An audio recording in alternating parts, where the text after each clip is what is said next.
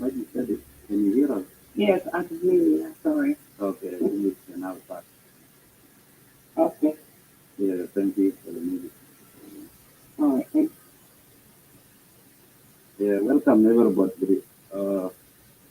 I think we have enough audience now. We can begin.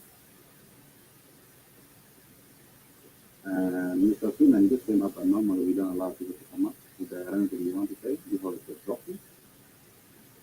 Really? Cái bên nhau là team cái đoàn bộ còn nó có cái bên con dòng này rất là dòng để có cái chiếc nên mình come. No, I just never think about it. You are drumming to drumming, but I'm not going to ask whatever. I start late, and then if you are drumming, you should drum it, brother. If you want me to listen, I'm listening to your rules, and then I put my phone on mute, and then I'll be quiet.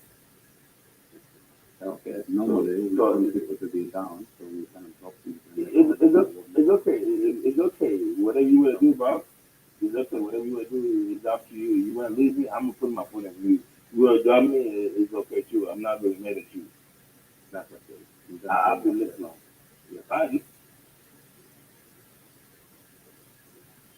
Okay, everybody, we are here to listen to one of our honorable Caguor Bol, one of the MP in Juba representing Tonj E County.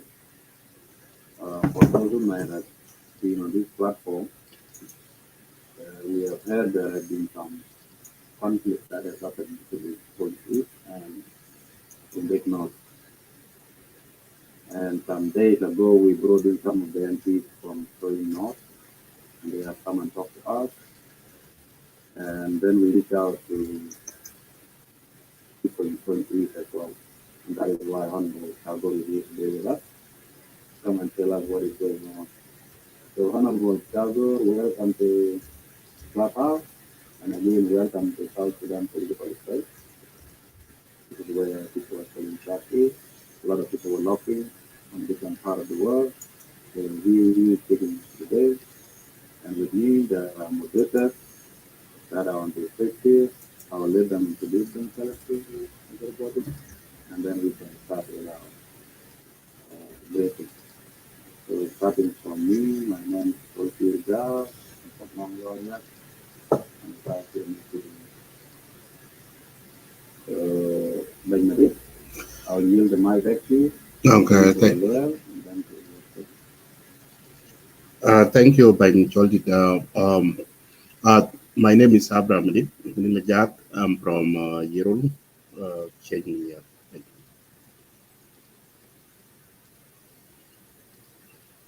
Hello. My name is Tonj E County Hon. I'm from South Sudan and from Caguor. Thank you.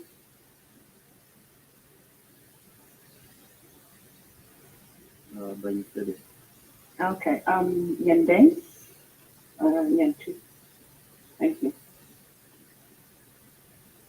Okay, Honorable, welcome to Clubhouse again. Like I say, we will get ready to introduce yourself, and then we can proceed with the questions that you want to know. Okay.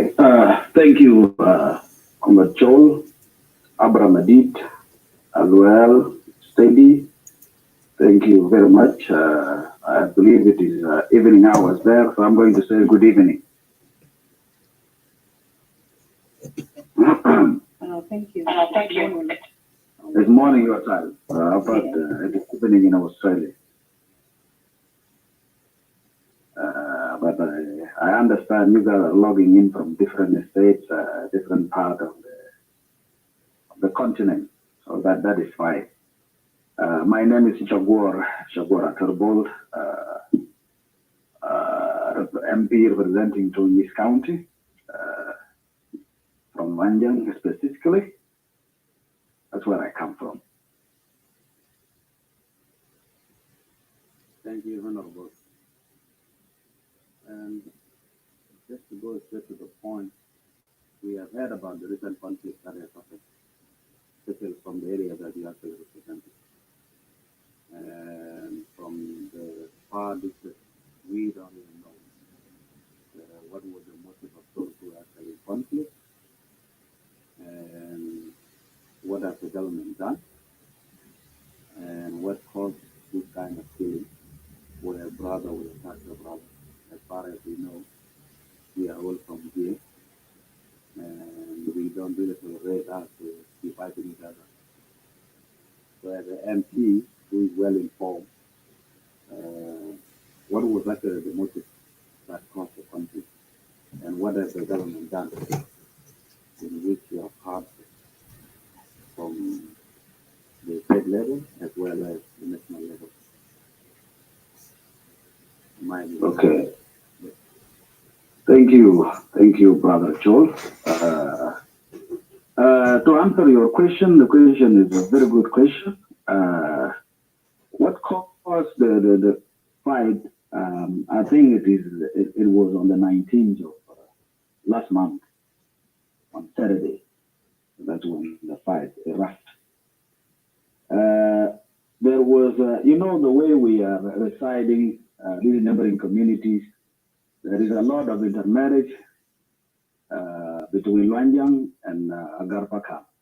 The same thing between Jalwao and Traibet, some part of Pakaam as well, and the other side of Mayendit.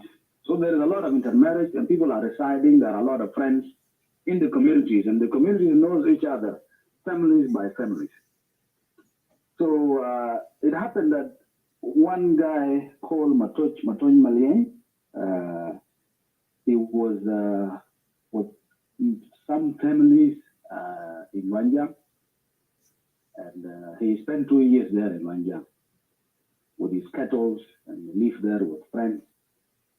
Now that we are approaching the dry season, they have decided to come this side of Rumbek North, where there's a lot of water, and it's also good for grazing cattle. In the process, while they were there, Matoj convened his friend from Luacjang so that they move to join his brothers on the other side of Pakaam.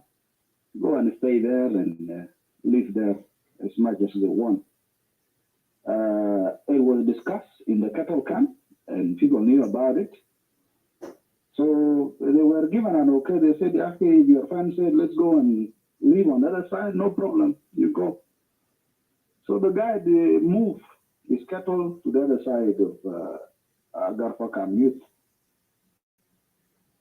We spent 2 to 3 days there with them. Then there was also a marriage discussion that was ongoing. So it was proposed by this guy called Tonj Malien. He had his daughter, and he wanted to give it to this guy from Luacjang. It's a marriage arrangement. It was done, and he was given a lot of cows. There, he had some family members, brothers, external family members. They told him, we need cows. As you know, when the daughter of your brother is married, you will have a say, So this is where the conflict starts. He wrestled with them until there was disagreement with his relatives. So they went and mobilized themselves and decided to raid the cattle. The intention was to raid the cattle that were meant for marriage. Not all the cattle of other Luacjang people who were residing there. But when they came and took all the cattle. About 129 cows were taken.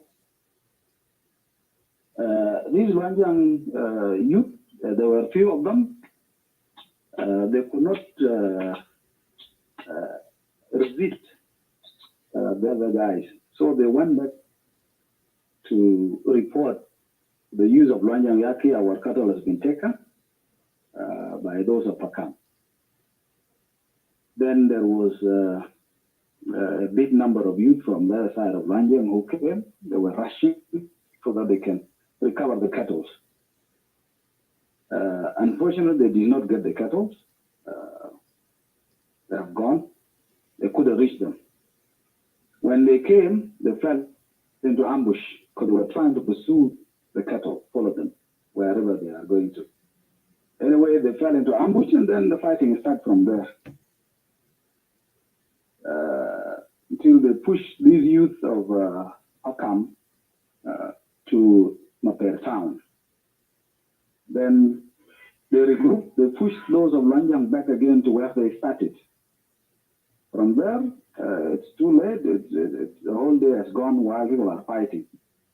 In Rumbek North, the county commissioner who was supposed to be there was replaced, and the newcomer did not take oath. So he was not in the county. On the other side of Tonj E, the Tonj E County Commissioner is in Kwajok. He was not in the county as well. So it was only the commissioner of Choibet that was present at that time. He was in Rumbek when this incident started.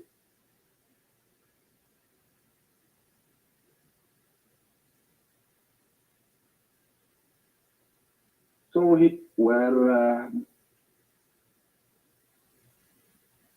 when he went to Maper, he assessed the situation the same day, and the situation was about to get out of hand.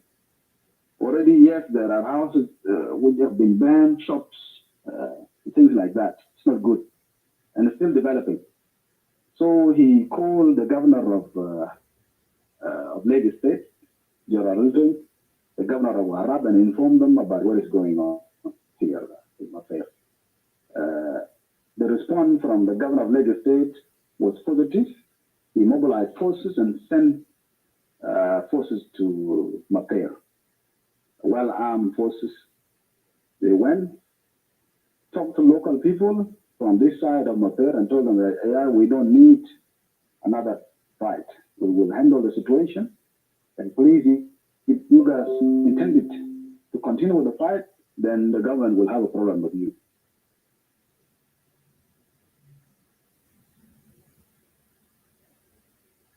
So please elect fight. I've also moved. There was a unit on the other side of Mayendit, a big unit. I don't know how many forces were there. They were also moved from there to come to Maper.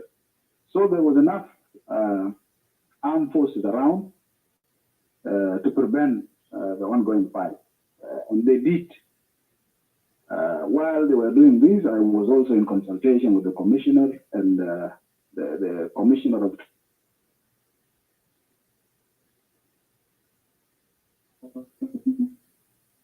East as well. And I reach out talking to people, this Mugal, Majungwood, Salatin. I told them that we need to stop this. Okay, we don't want any fight. It was not planned. If it is not planned, then please, the cows will be returned back. You must put your complaint through the government. The government will handle it. So indeed, yes, both sides stopped. No one attacked anybody. Finished from that day, no more fighting. The county commissioner managed to recover some of the cattle and return them back to those of Luacjang. When I spoke with him, in less than 24 hours, about 30 head of cattle were recovered, while they are also following the rest. So this was the job done by the government in person of County Commissioner of Chuaibet, and then in support from both governors. They said they knew what is happening, they were following the situation, and they gave their support. I think that is the other side of Pakaam and those of Luacjang on that day. On the other side of Caguor and Chuaibet, on the 1st of March, there was also an attack. There were youth from Caguor who came. Some of them were in this part called Panyar. Abarco, you guys are familiar with those of lakes. So there was a group, they were living there, this cattle camp called Abarco. I'm not familiar with it, but this is the name that was given to me. There were people from Tonj E who were also residing there, they have their cattle there. But for some reason, there were people who came and told them, Yaki, we want to leave. We want to go back to the other side of Tonj E County. Then they moved their cattle.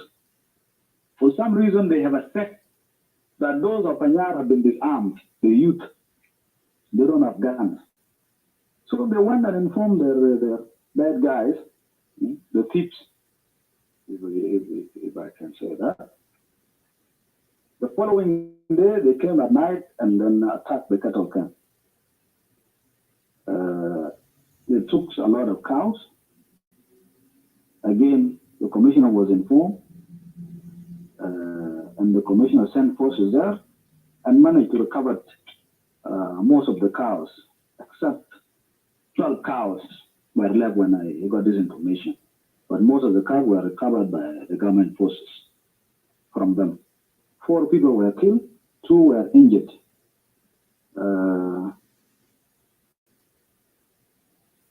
And that one is still ongoing now. Even on Thursday evening, there was also another attack in Abarco cattle camp. Still, the government is doing its best on the other side of Warab. They have sent the means of local government to the area. I don't know whether he has reached now or not, but that was the move from the other side of Warab state. After now, this is where the situation is. The county commissioner of Chuaibet is present there now as I speak with you guys. So this is what happened, and that's what caused the fight. If there are questions, then I'm happy to answer them. Yeah, sure. But before they ask, I would have to ask 2 questions, because you have mentioned the motive of the fighting. And you have seen one of the discussion that has happened in Rumbek North, especially in Makere. We have seen the images. Yes. The images have actually caused the building to be burned up. So my question is to you, if it was about cattle, what is burning down the houses? If I come to the area, I couldn't find the cattle. What could motivate me to burn a house? Is it actually the cattle that are looking, or where they are cattle? So what do you answer to that? What caused the building to be destroyed? What is actually causing the problem? Even some of the trees have been cut down according to the images. So what was the motive of that person? Who was that? The motive of, I believe the motive of burning, yeah, go ahead. Yeah, and then they turn around to be destroying assets of property, not any more capital. So what was the motive? Thank you. I believe the motive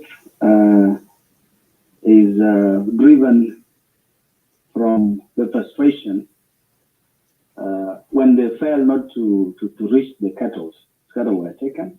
They have nothing else to do. I think that's why they did that. As you know, when these youths start to fight, no one tells them what they are going to do. Okay, you cannot control them. Okay, so I may not answer it the way you want it, but this is what I know.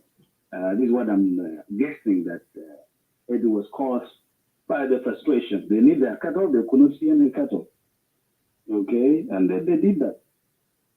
That is how this thing came about. Yes, no one likes what happened. We condemn that. We should not burn down houses or shops or anything else. Okay, even government aspect, we should not do that. But the youth currently that are on the ground, that are well armed, they don't think the way we think. Their mindset is completely different from our mindset. Yeah, I understand. Thank you for. I will allow some of my moderators if they want to ask questions before so Nadik, then Alwell and Mr. Dislocation. I'll start with Nadik. Okay. Thank you, brother Cholit, and thank you, Honorable. We can't hear you well. Oh, okay. What about now? Still. Is it raining in your place or something? Yeah. Okay. What about now? Can you guys hear me? Yeah, it's a bit late. Yeah. Okay. Yeah. So my question is regarding about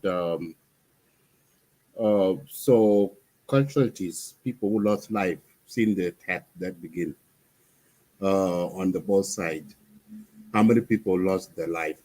That's the first question. Second question is regarding about accountability. Those people who kill or make an attack, did government caught them and put them in prison, or they are not? They're still roaming. Nobody has been arrested. Thank you.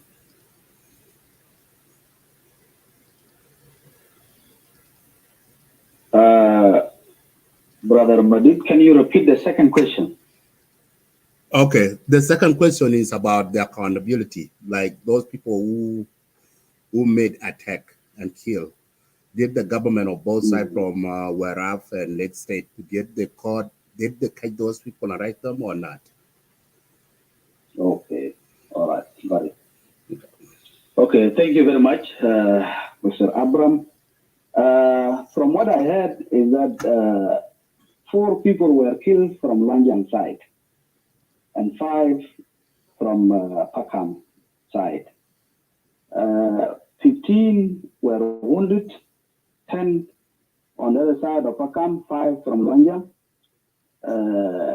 Those are the number of casualties. Regarding to compensations, accountability, things like that, it is now up to the state government. They will be the one to deal with that. I will not be in the position to tell you this is what we are going to do because I am a national MP here. But this issue now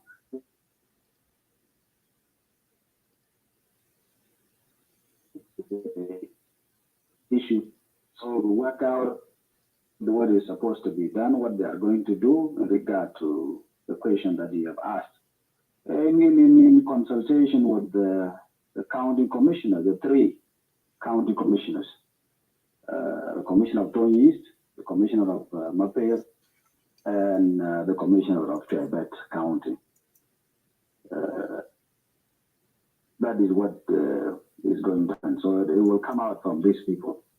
But in my capacity, I cannot tell you exactly whether there would be accountability and how is that going to be.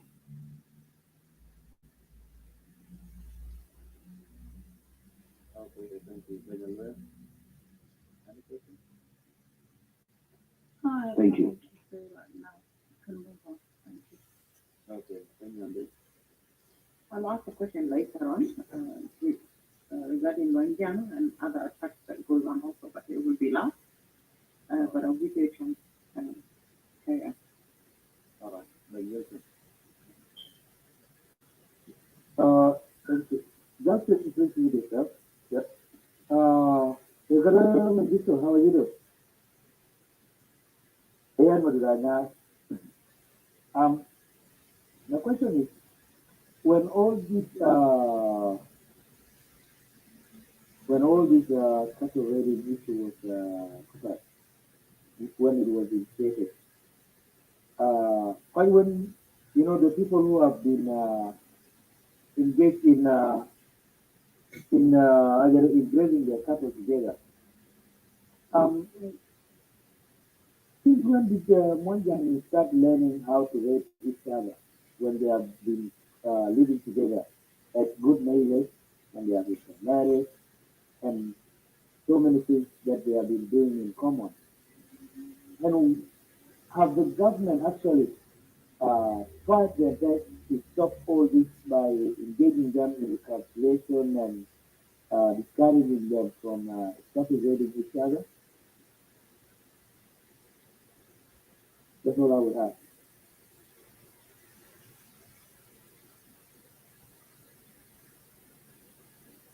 Can you unmute yourself? Thank you, Brother Wilson. Taman chiang chlo gwende ni chiang gari yam. Chiang yam inta Biden ni chiang in pore karandang ich.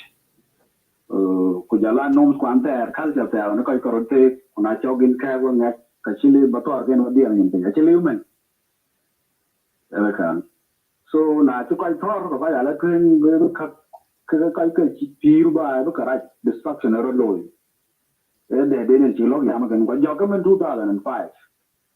From 2005 to 2008, actually, along Pakaam ke Luacjang, ya Tonj E pay, laman ria kuma geljar ka jika kon. Kalau cerita nak apa, kau jika pay jerut, bayar ke cuy, kalau cerita level one dah dia ada kena commit. As I speak now with you, dia orang ada kena kam kau, kau cerita loy wan ini kan. It is something new. Tidak nak, mega nak. Ayi dong jilo bioko kaya nongogich. That is, it is a different thing.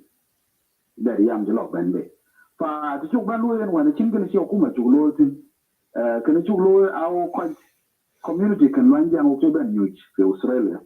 Ku community kan Pakaam. We sat down kuloba jamana that rescue our people. Ini chuk benbe min peace initiative. Ujuar kuwe kutuju ke mapas kan Tonj at that time. When what Pakaam ya, taman jiban wel ke ya to watching financial means to conduct a conference. Kubu peace below reconciliation ko betong bo court kamgwa. Go what Pakaam go ken juar kutuju ke commissioner den kun da ya ke wo midelo jo ga to ben juar kutuju ke commissioner chal ma yin ba at that time. Ake ji do ja ben lo ku do ga ben court. Lord kan jaba ke rajwan chelten pa kan na che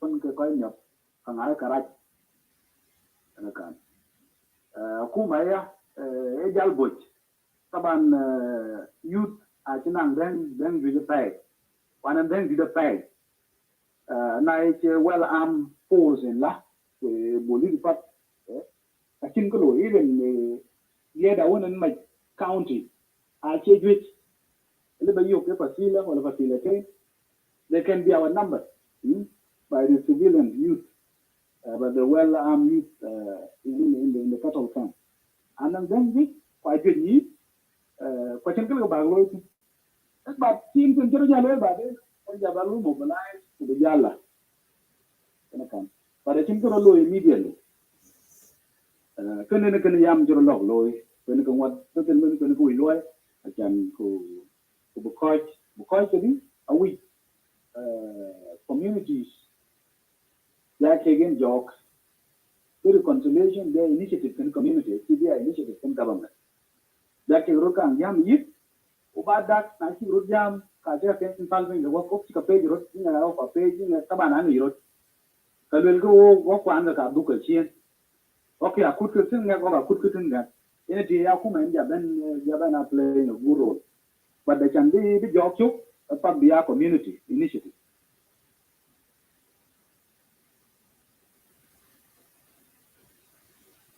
Well, that's that. So, Bafur is just a culture. Thank you, Caguor. Thank you, Honorable. Okay. When and then you can say over. All in a bill of administration. And it's a bumping. So when and then continue. Yeah. We're going to give the rest of the deputy event a chance to talk. Paul Mator in the Tonj, before question this case.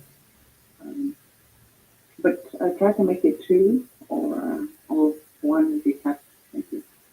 The other thing, so I forgot that we also have people who are about to question Mr. Caguor, and they are non-Monja, and we went off track by speaking it from Monja. So yeah, maybe Honorable, maybe you should speak in. I did not hear anything, brother. Oh, you can hear me now? Roll do chima jape and they are baru jua. All right. I was saying maybe we can hear him. We can hear him. We can hear him. Yeah, he can't hear me though. So, well, you can put in. Okay, can you hear me? Steady. Just say. Thank you. If you can hear me, Wilson, I think it's a little bit in English because of all other people when they get one gender. So, Paul, ask your question and then we'll pass the line. Ask the next person to talk. Thank you, Steady, and thank you, Honorable Caguor Bol, for the talk and for coming to address South Sudanese all over the world during the current event taking place in South, mostly in Tonj East.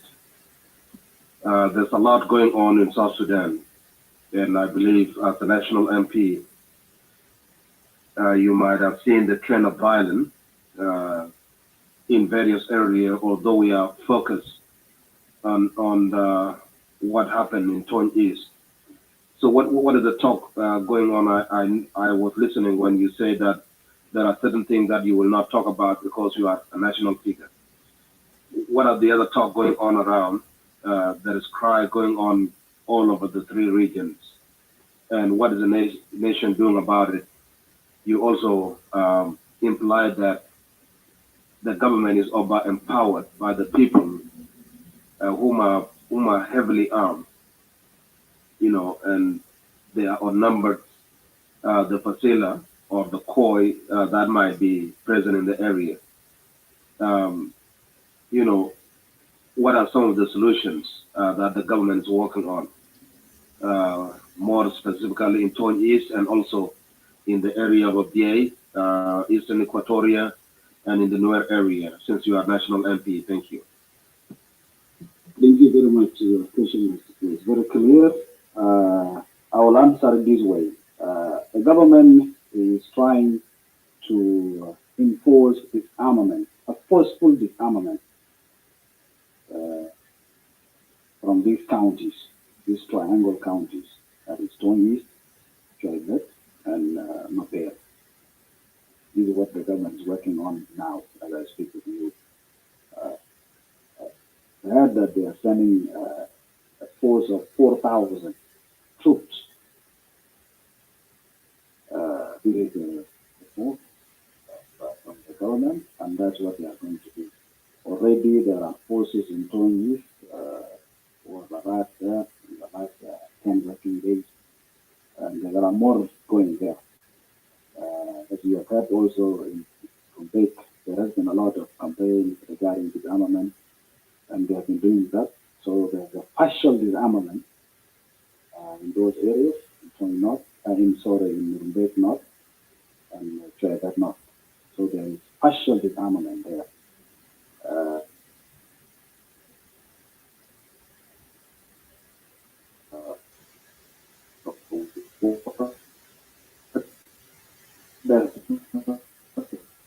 The type is strong.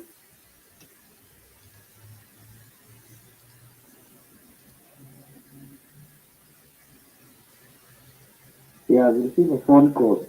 Yeah. Yeah. Someone just called. Then Caguor, if you can hear, Yeah, tell them that you are a very important call. Tell them that you want to come back to that because this is very important. It's made of South Sudanese, all of them, all over the world. Chemical, please don't interrupt. Can you wait for your turn? There's moderators who are dealing with this. Thank you.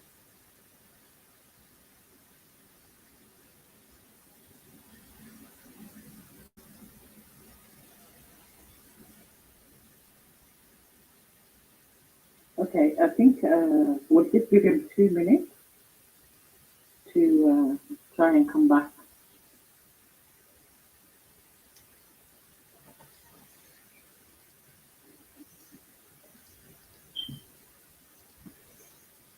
Yeah, I think you got there.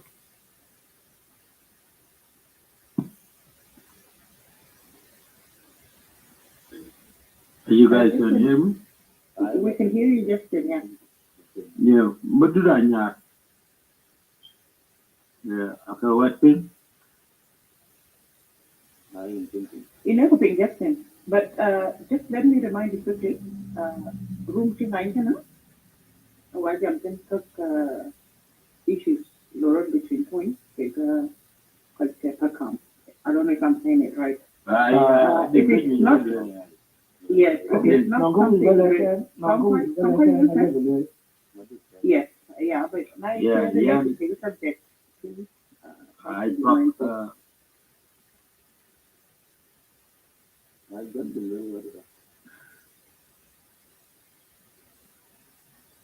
You don't want me to be part of. Instead, if you don't want me to be part of the discussion, then I can leave. I can go away. We'll stand with one more body. I can leave. Okay. It's okay. Yeah, but instead is trying to control me, and she's not controlling the other people. I'm not going to Justin. No matter what I'm doing now. yeah, okay, so you could do it in Luacjang. Luacjang, I fight you. Oh, yeah, and then some of the things going on there.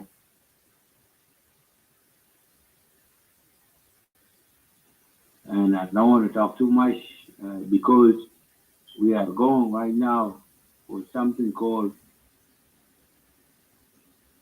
the bad thing among us as Dinka.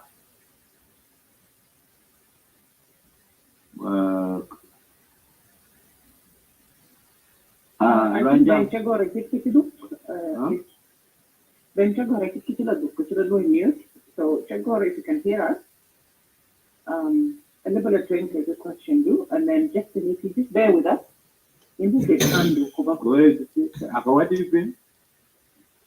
Caguor Kibanbari. Caguor. Can you hear us? I'm going to drop it, then I'll bring it up again. Okay. Can you guys hear me? Justin, please. You're on mute. We have a situation here.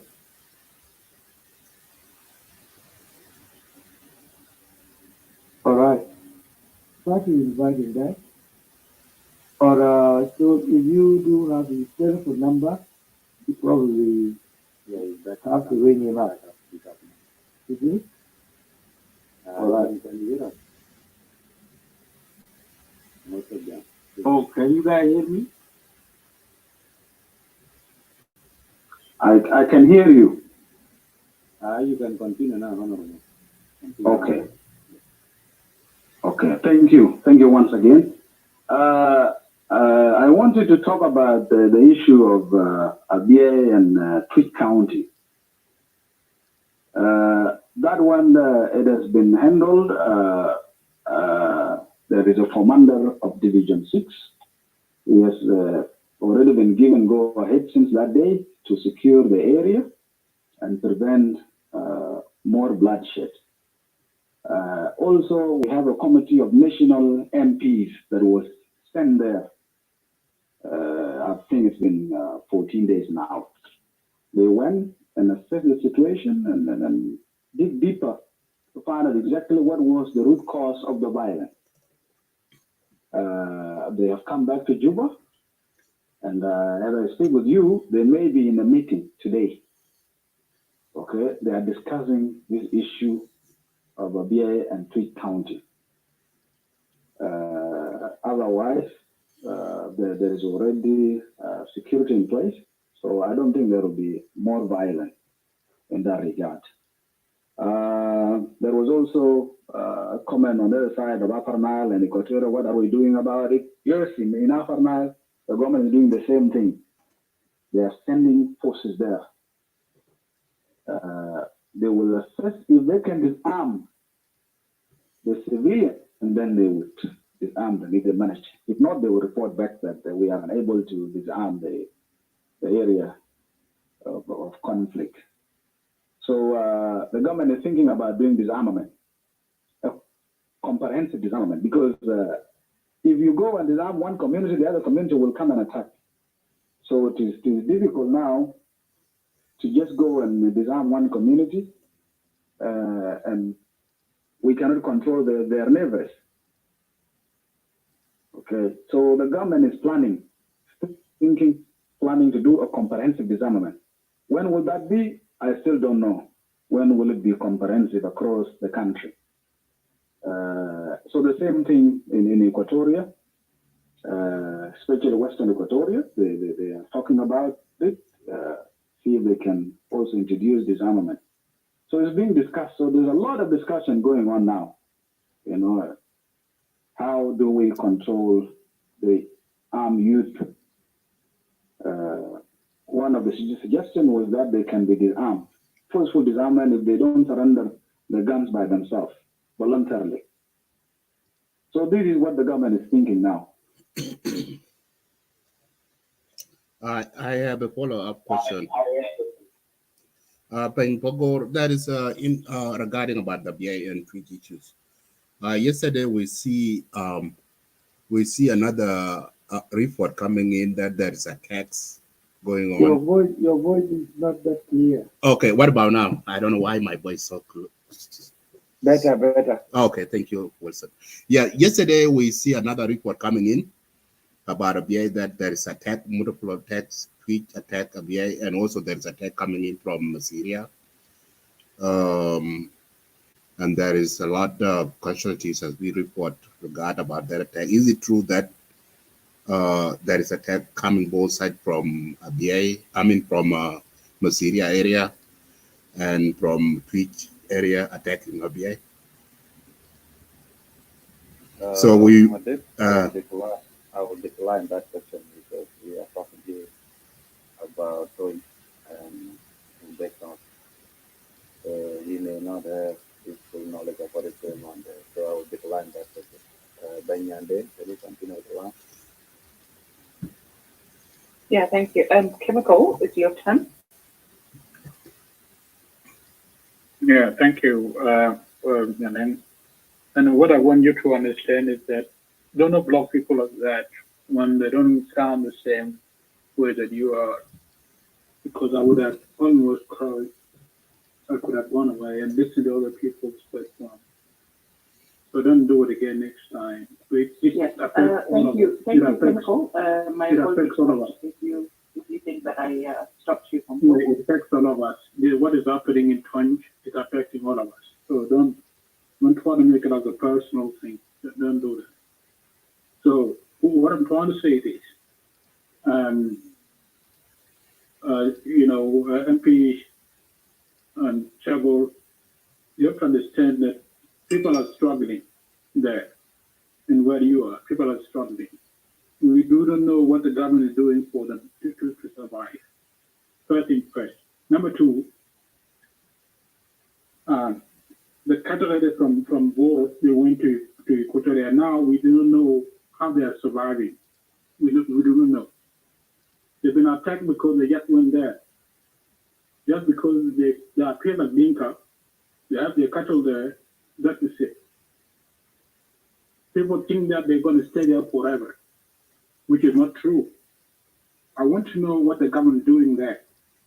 What is the government doing to make sure that they come back? Because my idea of thing is that they have to come back. They have to come back to Jonglei and stay in Jonglei. Because I do know that they did not go there to occupy the land of Mandari people or the city Equatorial people. They just went there to graze their cattle. This is an idiotic sort of thing. They just go there to go and graze their cattle, they will come back. They cannot stay there, they cannot leave Boro, they will not do that. But people in that place are perceiving. Are you guys hearing me? It looks like I'm cutting off now. It looks like I'm cutting off. Now you are even clear. Yes. Okay.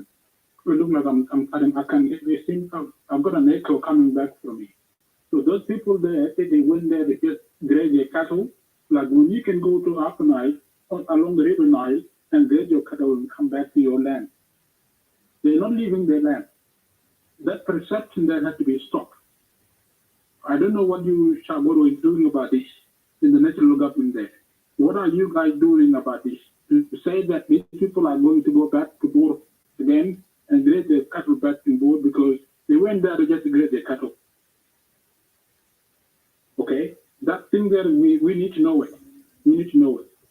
So, another thing. In the part of what I think is the minister of who was the guy, the one that run the government structure and all this kind of thing, he's from Equatoria. He says something very, very offensive. I don't know if you read it. Huh? Very offensive. Very, very offensive, and he's from Equatoria. He want to make sure that this is going to be a violent sort of thing. And we cannot have this kind of style this time now. So what is the government saying about this? Being an MP, you are an MP. Okay? An MP where we are now has to say something. Go to the government and say, this is an indication of a war. And these people are not going there to cause a war in Equatoria. So what are you saying, you personally, as an MP, what are you saying? So these are the things that I want to ask. Okay. You're done? I'm done, yes. Okay. Thank you. Thank you very much. Well, you know the structure of the government very well, South Sudan. We have ministers and we have parliament, we have state governors. This issue here is the responsibility of the state governors first and county commissioners. So the governor of Jonglei State and the governor of Equatoria are the ones that are primary concern who should first address this issue before it reaches to the level of a national issue that every state will have to contribute and see how we can handle the issue of cattle keepers from Jonglei who went to Equatorial land. Okay, so now I cannot tell you exactly what they are doing and how this thing will be resolved. But the right people that can answer these questions are the members of parliament from Jonglei, the members of parliament in central Equatoria here, and the two governors. But we all know that the people of Equatoria, are saying, what are they saying? What are they saying now? It has not been brought to the parliament. It has not been brought to the parliament as a motion. It has not been discussed there. It has not come yet. It is now in the hand of governors.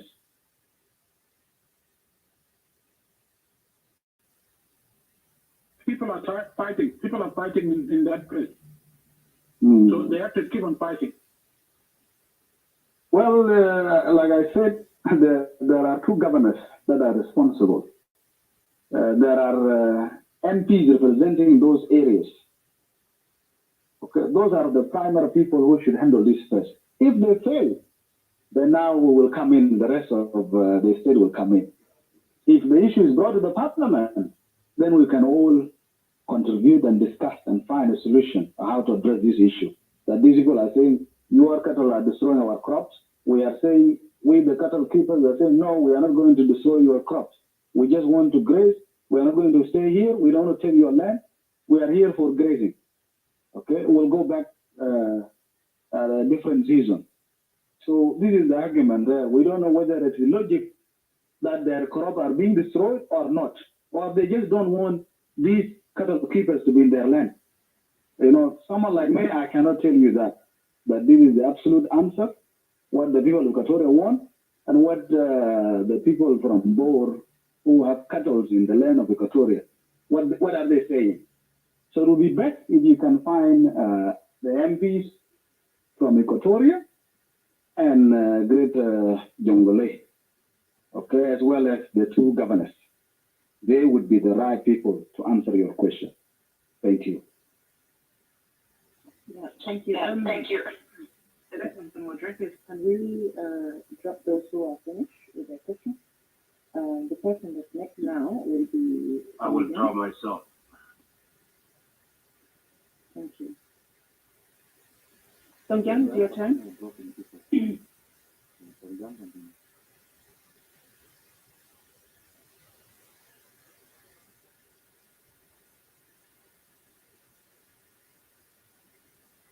Tonj, are you there?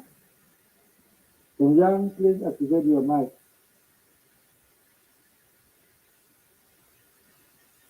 I probably part of the Okay. phone. Go next. Yes. Antoinette, if you're there, I'm here. Yeah, thank you, moderators. Thank you, Solid, for arranging this meeting to bring the MPs and Caguor Bol from Tonj East. I'm actually from Tonj East, and Caguor, I spoke to you many times, concerning the conflict and the communal fight in our area. And I'm going to call you Honorable here, not Uncle again. So what, it's good to hear two sides of the story. And I think you came and you managed to explain what happened between Luacjang and Pakaam. Because we were all, shocked. We have seen Rumbek already. They have managed to maintain a little bit of peace. And we thought that peace will be extended to us and we will be peaceful like them. And we were really shocked and disappointed that, the peace was interrupted by people from Warabi State.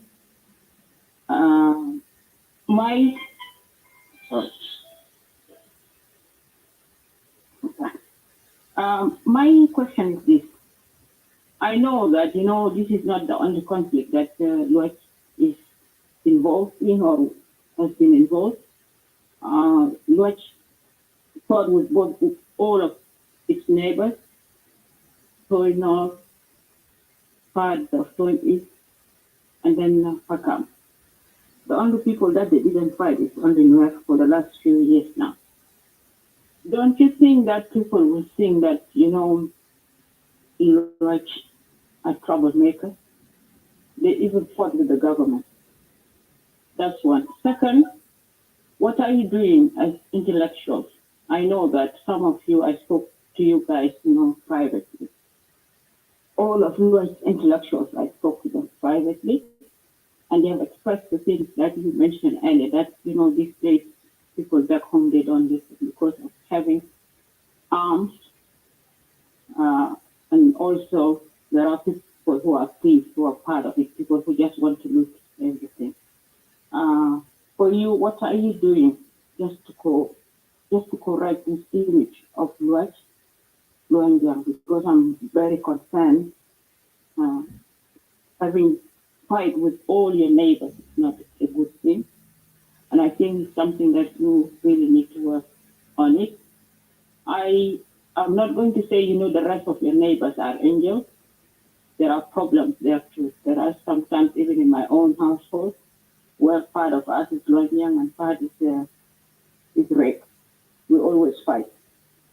There are some people who said, no, you guys are always, the ones who are instigating the conflict with our uncles. All young children who do this.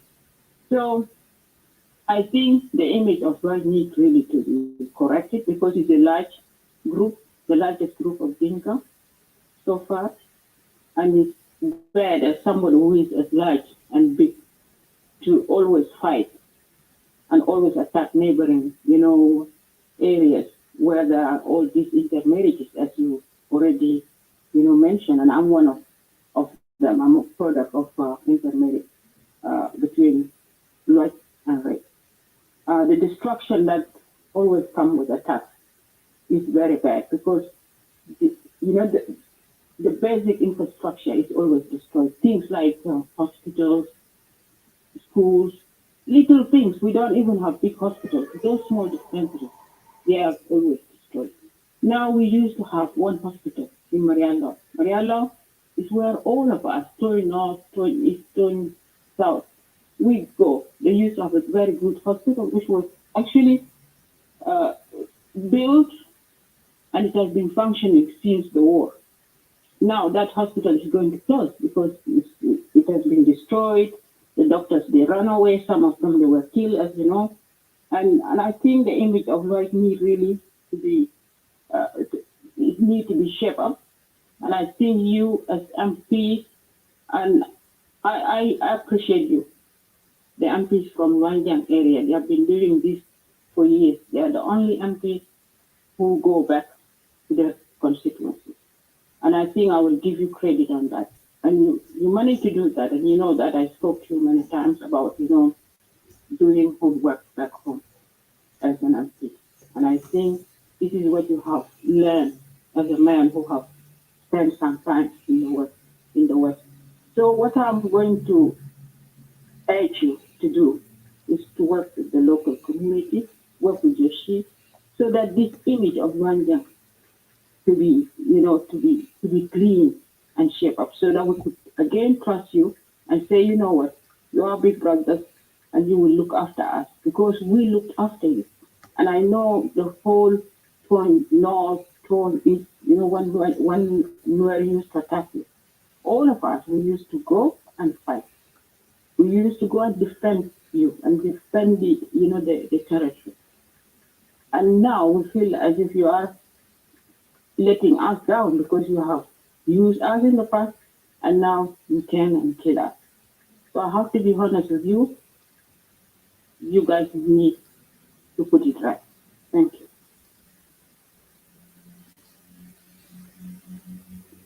Thank you, Antonio. You have asked very good questions, and of course, you have been very concerned citizens of Tonj East, and you have contributed one way or another through this peace initiative initiated by communities or people from Tonj or Tonj North or Tonj East. You have been part of organizing committees that wanted peace to prevail in our area. So I do thank you for that. And to answer your question, yes, there are difficulties to solve this problem. Also, both communities, they have their way of doing things. Some communities are wrong today, the other community will be right. It is a little thing that kills a lot of people. But it is not the culture of Luacjang to attack its neighbors or kill them and take their properties. That's not the case. But the issue here, Luacjang has been misunderstood because of a lot of propaganda that has been going on here and there. But Luacjang is a very peaceful community. They respect the rule of law, and they don't provoke people. They don't poke you. The only way that you would see Luacjang moving and attack or do something, it is something that has happened many times, something that has been consistent. For example, in Tonj East, I'm very sure you've heard the root cause of the fight between Luacjang and some communities in Tonj East. For example, in Akok, Luacjang people have been saying the people of Akok should kill our people on the highway. When you take your cow to Nabagok, go and sell it there, you'll be killed on the road. Okay? And they have reached the number of up to 47 people were killed between 2005 up to 2009. 47 people were killed. Okay, on the highway. How do you address this? The government fails to address it. If the government fails to address the issue, it is difficult now to control the community, because if your son is killed or your brother is killed, you would mobilize. Because the government did not do anything about it. So all these things, the government should be blamed. Because if someone decided to kill you on the highway, who do you blame? And that someone is not brought to book. I think this is the issue now that we have between Luacjang and Akok. And the number is long. There are a lot of people that have been killed throughout 2020 up to now. Okay, you've heard how many people have been killed on the highway. When the new governor was appointed, he first went to Tonj East and listened from both communities of Greater Nanatak and Luacjang. What is the problem? Why do you have? Why are you killing yourself when you belong to one county?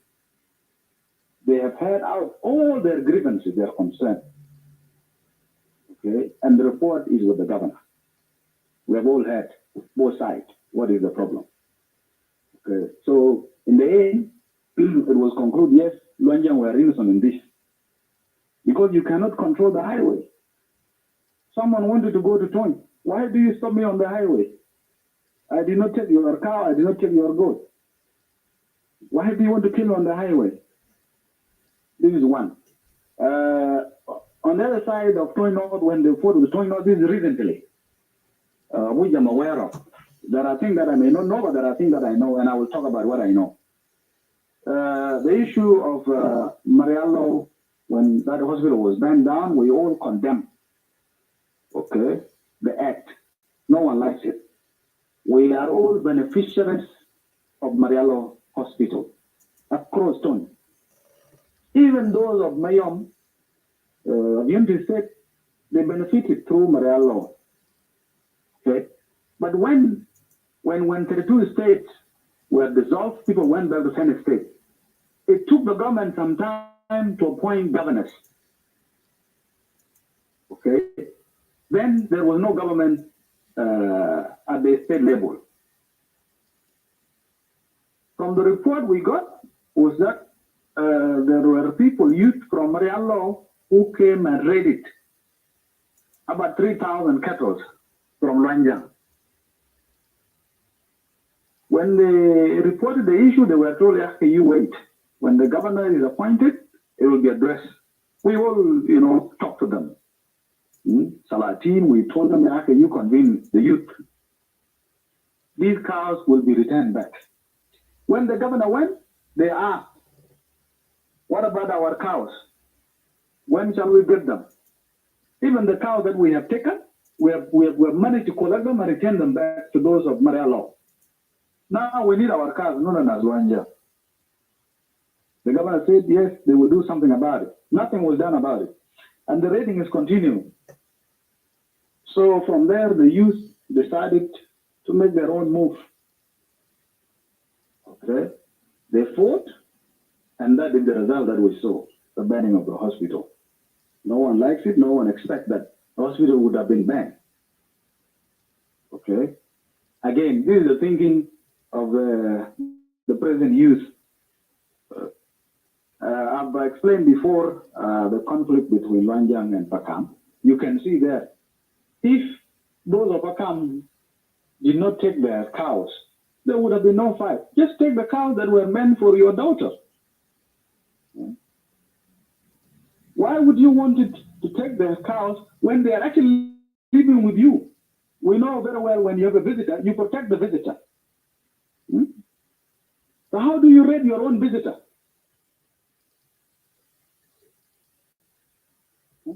And the rating became too big. They should have concentrated on the cows that were meant for the marriage. Finish. And that is known to those who were there in Rumbek North. They know it, even those of the other section called GAC. They did not like that as well.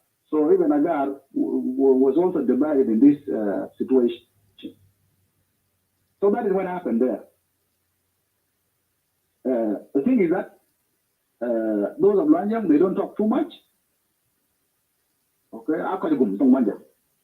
but if it is repeated many times, then they will act. Being the large group, of course, there must be an impact.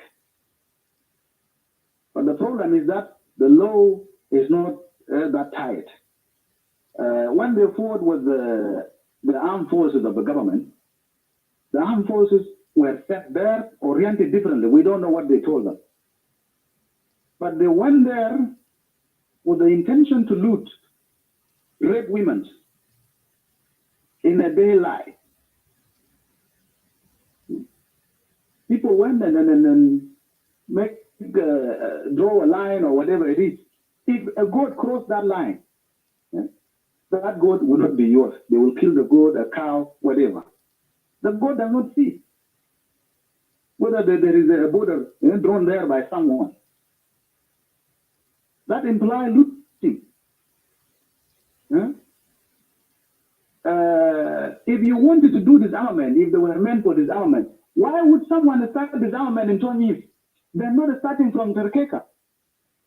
The whole South Sudan is full of arms. Every community is well armed. In Juba, being the capital, across the country.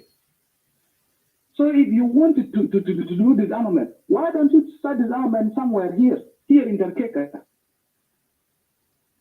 Before, if you want to go to Barakaza, you start from Terkeka or start from Awairia. If you intended that the disarmament should start in Barakaza, start from Awairia. Go to Urul West and East. Go to Akut.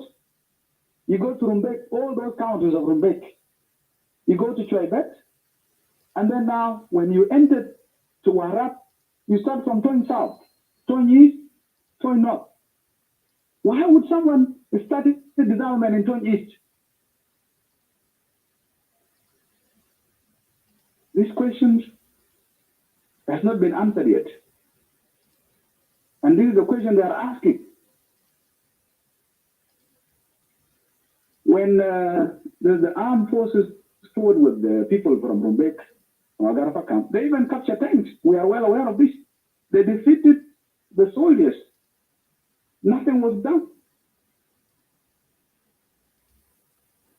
It happened in Jonglei, where they used our numbers, the armed forces, chased them away. Even in last year, it happened. There was a fighting between Murle and the Bor. There were also some communities from North. That fighting went for almost 2 months. The government did not do anything. Many people were killed. So it is not only the Luacjang that is fighting the armed forces. It is that when the government is weak, the civilians see their rights, they do what pleases them. Okay? And we cannot control them. We are just relying on phone. Sultan, you are a good person to do this. The Sultan is afraid. Sultan does not have power. Sultan cannot control the youth. We, the MPs, cannot control the youth. We don't have power. Because how do you negotiate with someone that has a gun and you don't have a gun?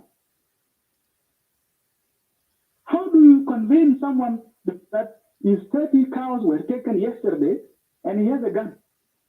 You don't have a gun? And you don't have power to bring those cows very quickly before he mobilizes his own people. This is the situation we are in.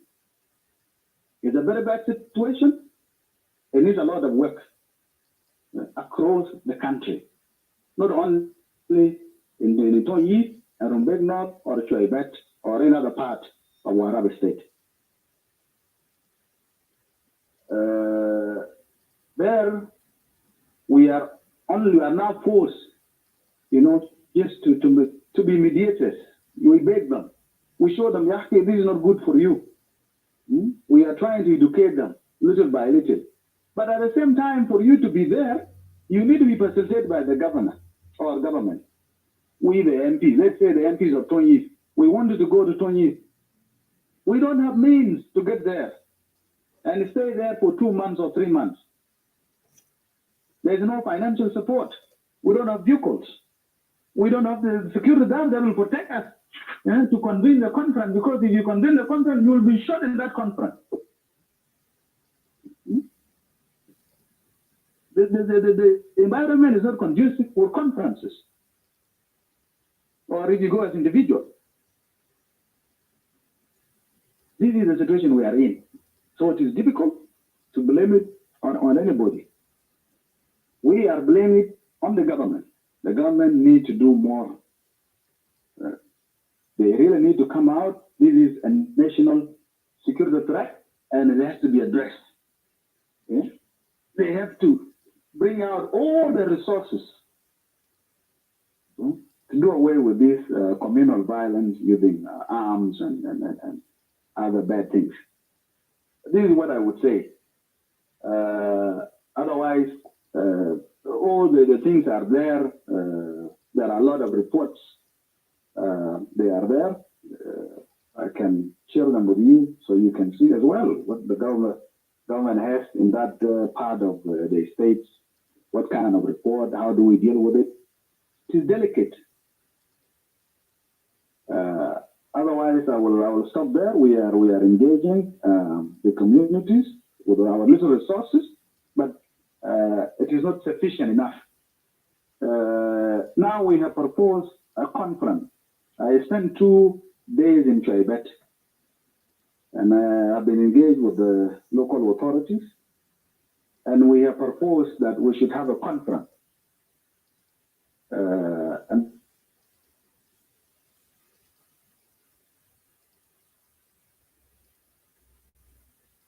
Rumbek North, Tonj E, and Chuaibet County. We have informed the 2 governors. They are aware of it. They supported the idea. But still, we are still reaching out. If that would be,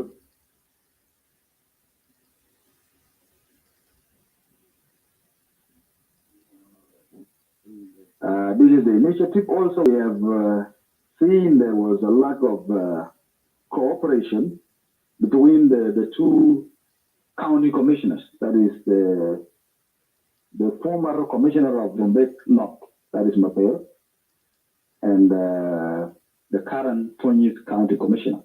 They did not do their job to the expected. Now we are only left with 1 county commissioner, and he's trying his best, to manage the 3 counties. So if someone can still have that impact, 1 person, it means there is a problem between the 2 counties commissioners. So this is what I would say, and I'm going to stop there. Thank you. Thank you very much. Thank you very much. Question, Auntie, it's about job trauma. And I think her concern is a daily take in the 2 communities, Tonj E. Community then a clear core of a skeleton. But then they are lighting the media. Is that one young, the relative long too. For example, take other communities take along. the Sangbar will be dwell with you. And what can issue can we not find out the problem? And what can the bar? Even if they are not part of the conflict. Okay.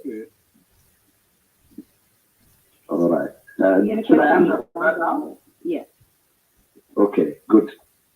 Thank you very much. This is a very good question. Like she said before, she is half Luacjang and half Peak. Okay? We are related. In a natural uncle, that's why she was calling me uncle. But in this forum, the issue is that it is not just that when Luacjang decided to go and fight a coup, for example, they have to start killing Peak first before they reach there. No, it is not like that. If Peak has a problem with Luacjang, they fight, okay, openly. That thing, it has happened many times. It's only just that 3 months ago now, there was no fighting. But this thing has been going there. It's been ongoing. From what I know, there was one incident where Luacjang decided to go and fight those of a cook. And when you wanted to go to a cook, you have to pass through Peak, the main road. So they went, and those of the youth from Peak told them, you should not pass here. We are going to fight a cook. There, the problem can start. So anyway, they went. They decided to ignore what they have been told, and then they went to a cook. They fought. They came back. On their way back, our brothers from Peak decided to attack them and stop them because they may have cattle or goats, whatever. This is one of the examples that I know it has happened, but it is not that Luacjang would first wanted to finish Peak and then they go on. No, it is only when they have their own problems then they can fight. By killing someone, my cows have been taken. It's around there. There's nothing else. Okay, but it is not the plan of Luacjang to intimidate the smaller sections or to kill the smaller sections within Tonj E. No. Okay, it is their problem, the youth. Myself and Antonio, we are innocent. We don't know what is happening there. I don't care who is who from Tonj E. These are all my people, they are all my community. I grew up there, I know all of them. Okay? Every section, I know, and they know me. Okay? But then this group here, that don't listen. A group that is motivated by poverty. They think if you do this, though, you will be fine, you will address your issues, and things like that. It is everywhere. Stealing cows. You steal cows to go and sell them or get married. It means you are being driven by poverty. Okay? But I've never seen a community sitting down, let's say a Peak community, planning to kill Luacjang. These are bad guys. Or a Luacjang sat down, and they really wanted to go and finish off Caguor in Caguor. No. It is all done by the wrong element of the youth.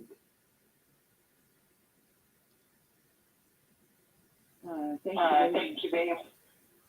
Can I ask a question? Yes. Yeah. I just wanted to say thank you for answering that question. Okay, Jennifer, you chance, but really you can go ahead and make your chance. But anyway, you thank you.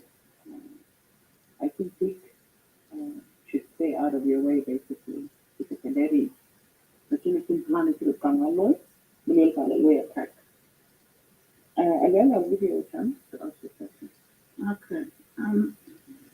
Mr. Honorable, you keep saying the government is to be blamed. And to me, as an MP, you're an MP, you're part of government. And I think there is assembly hall where all the MPs discuss those issues. So if everyone is armed in South Sudan, what is the government doing about it and where did they get armed from? So the normal citizens really are not assured of any security. So what is the solution? Thank you. Thank you, Oluel. It's a very brief question. Yes, I keep repeating, referring to government. Okay. Why I'm saying this is because we think or we feel that this security or insecurity should be handled by the government of the day. The government should prevent the influx of arms into the hands of civilians. Okay, it is their responsibility. Where do the civilians get the guns from? They buy them from who? From members of the government. Where do they get them from? There's no other country that comes in and sells guns in our country.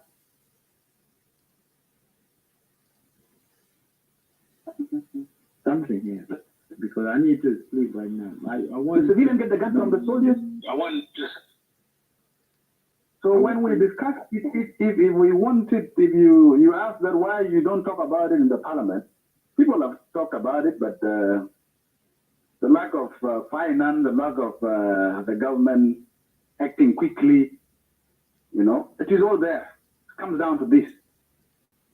The government never had something, on the table. Let us go and do this. People have talked about it, people know about it, they know this is what we are talking about, they have discussed it all. Nothing was done. That's why I kept saying it's a government. As an MP, yes, you can raise that motion. Where will it go? You raise it, you heard it, okay, it's a good point. What next? Where will you get the money from to go and do this disarmament, if you want to do disarmament? Okay? And if you get the guns from the civilian, where will you store them so that they don't go to them again? So something is wrong with us here at the national level. It's just the civilians now that are now, they become victims because they buy a gun from us and we take them by force. The next 3 months, we give them guns again. Later on, the government takes them by force. It's a recycle. Huh? There is no ending. So who do you blame? You blame the government. Why are the guns leaving Juba? Where do people get the ammunition from? Thank you. I hope I answered your question. Yeah, thank you very much. Hold on a second. Let me quickly, just in a minute. No, if I were you, I would let Justin go first and let the people. That's what I was trying to do. Okay, can I just take permission from you to allow Justin to? Okay, give him. Yeah. You can give him. Thank you. Justin, you go ahead, please.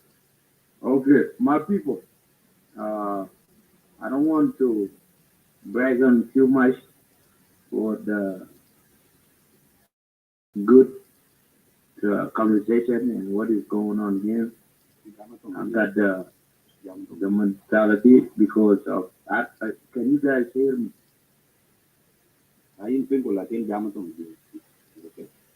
Yeah. Okay. Yan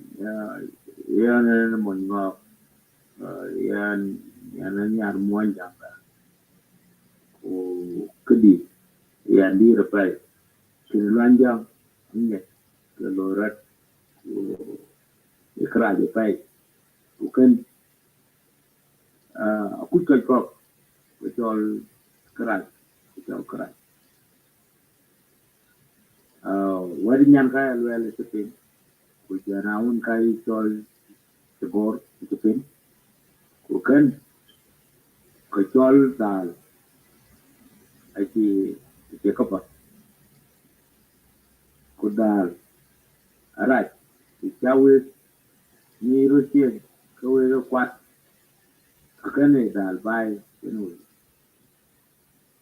kakane ne ke tin long layan kuyan ne ke ban kuyan ne ke ran ke di ke dan ba jan men bai gut luanjang an ki kalatin yana ku ka reta ke chol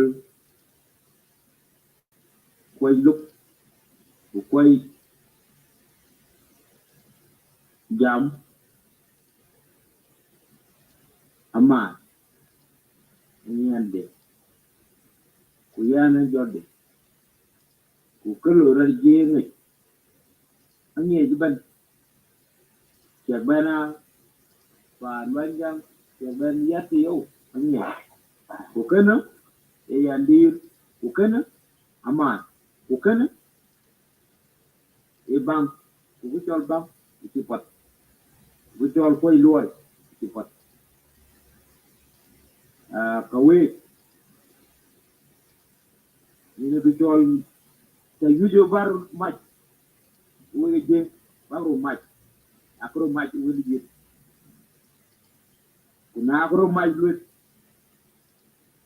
ka tong ki bu ko chen we ko ga chen ni ku chol king do ni ko wa ni ak ping kan Iran jam long yit ini ya long yit ya mana ya na mo ngok ku ya na mo nya biei ku long yit ina lue ku ina long da kan wa chen ni ping do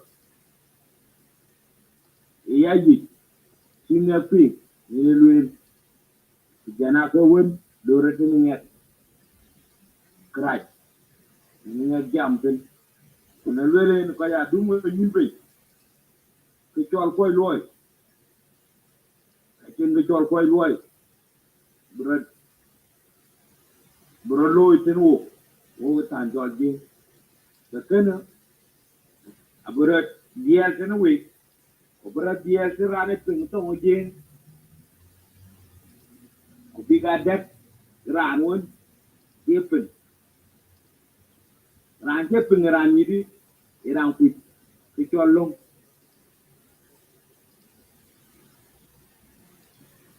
ku yen wadi kan wet kem ni wel kwa wo tan jol je ran wet lel kada wadi jaga we wo bi koy ko ben ping ye ko je ping to je abi ping ku yin nyan ka lel wadu je ping ku yin un kai jol chogor wadu je ping ku kana na de bang ke jol bang lo re je ngi ka bu dom nyin pe bang bi teo ku jol lek bi teo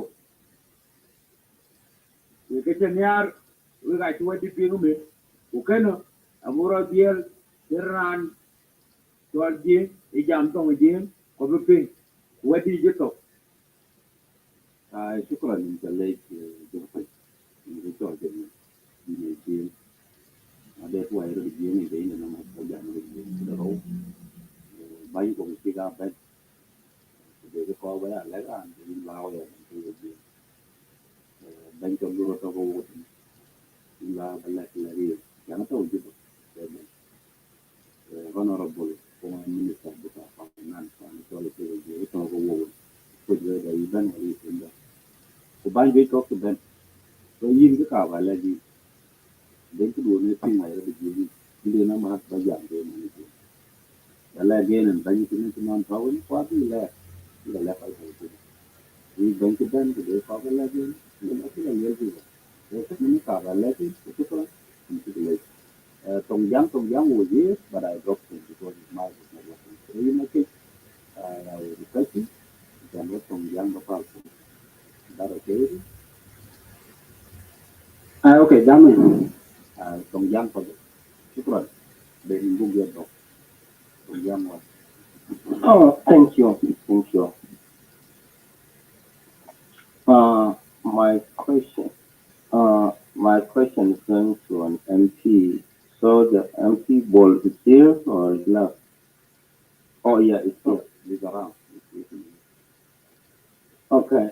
I greet you, Honorable Bol, MP of Luacjang County. My name is Tongjang. I'm from Sik Mayadi, but my last name is Kalor Wang Vera Burk Mora Delungot. I'm 10 generation born in Twitch, but we are still there. I want to ask you this. Thank you for coming up. What happened here right now? This is just not a continuation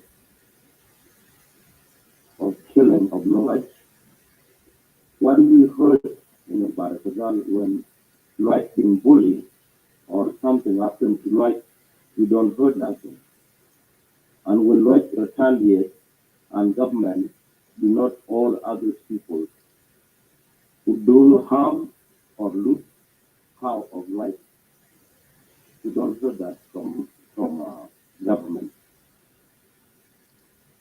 That's number one.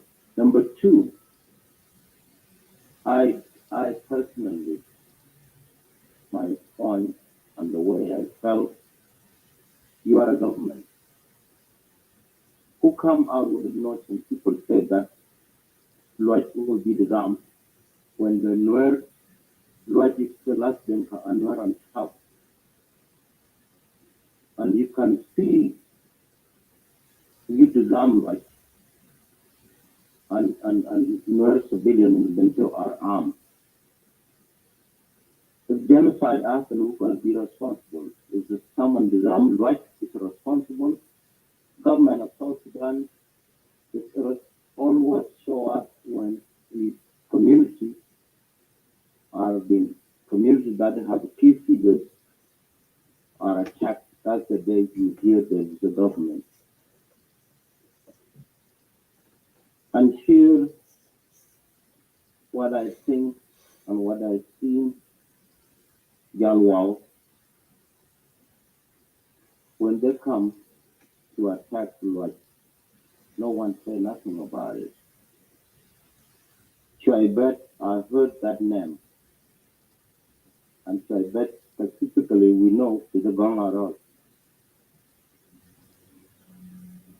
And now it's happened in Pakaam to Luacjang.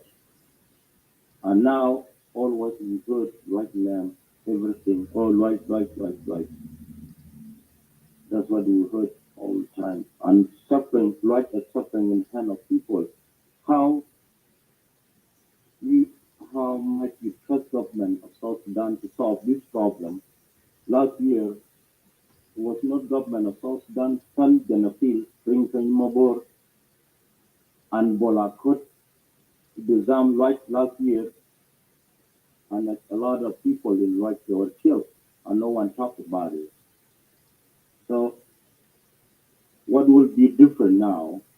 When Luacjang retaliates, we heard the name of Luacjang. When Luacjang is being maimed, we don't heard nothing. Thank you.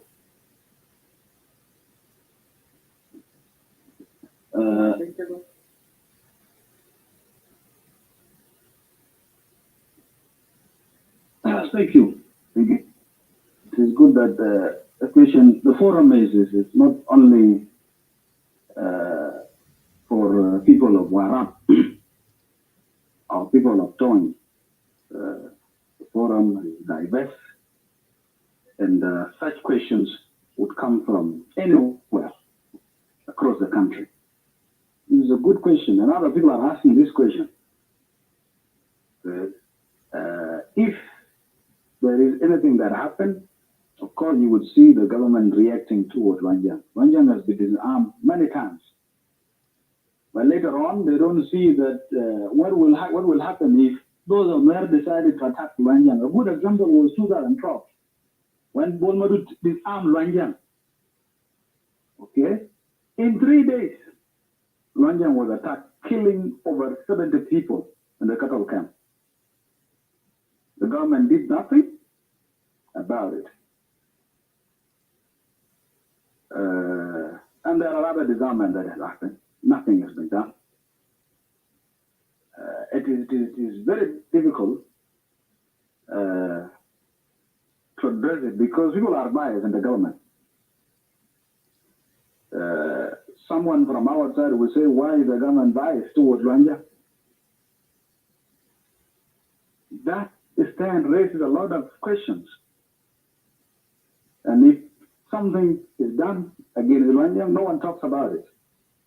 And if you go now to Luacjang and ask them, what is your problem with your neighbors, they will tell you. They don't hide it. 1, 2, 3, 4, 5, these are the issues that we don't like with this neighbor. They have done this to us, they have done this. And when we do this, the government says, no, Luacjang, you are too arch. Luacjang must be condemned.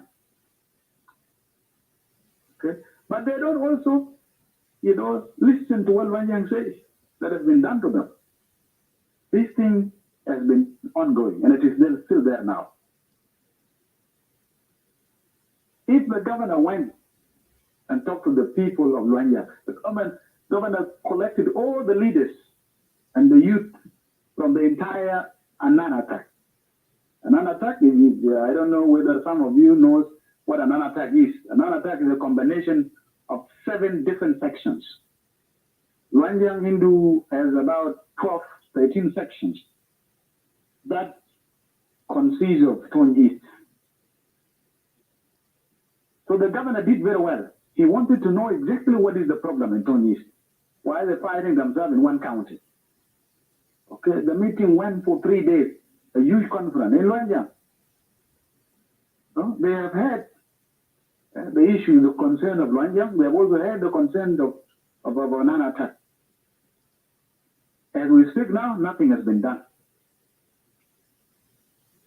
Okay, and those documents have not been made available to the public so that people would know exactly who is the problem in this community. So still, there are elements of people who are sometimes biased in the government. And that's why what you just asked is reoccurring all the time. Now we have started to send forces to Luacjang, 4,000. There was a fighting in Tonj North for the last 12 months. Very serious fighting. We have lost a lot of people.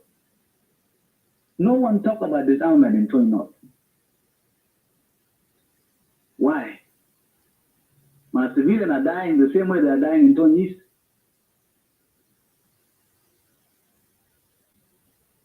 They were well armed, they killed each other.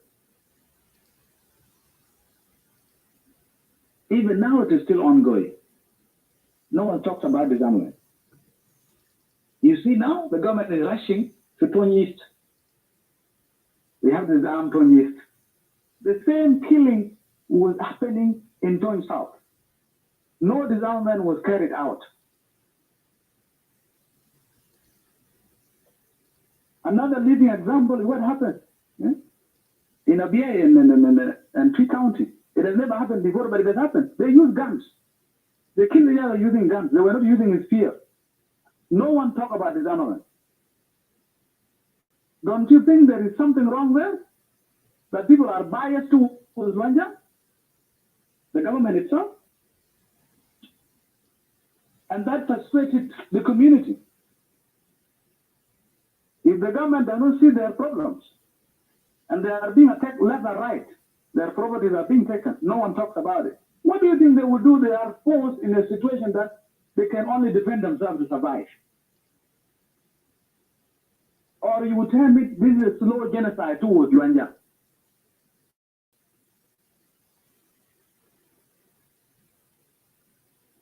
So the facts are there on the ground, no one wants to address them. And if they are not addressed, the killing will not stop. The killing will continue. The fight will continue. Okay. Like now, you just give yourself 1 week or 2, you will hear what will happen. If 4,000 troops, goes there Can you imagine? I know some of you guys are ex-army competent. You know what does that mean when you have a 4,000 troop on the ground in a small area? They will fight. Yeah? Raping will, no one will talk about raping. Yeah? It will be rampant. They will take their cattle, beating here and there. I don't know what the instruction were given to them or will be given to them, whether it will be the same to what was given to them in 2020 August, or it will be different style this time. We don't know. But the disarmament should have been carried out. If the governor wanted to do disarmament, he should go across Wahhabi state. It cannot be Tonj E alone. And disarmament agreement is supposed to be comprehensive. That all the communities should be disarmed. But then when we are doing a selective disarmament, don't you think something is wrong there? There is something wrong there. They will not solve the problem. So, in short, that is how I can answer that question. Thank you. Okay. Thank you very much. I would like to add something. I need to say something very supportive to my brother Caguor. Yes, And please. hang on. We don't have to conform with everything that is being said. I have something a little bit. Something we need to support. The thing is here.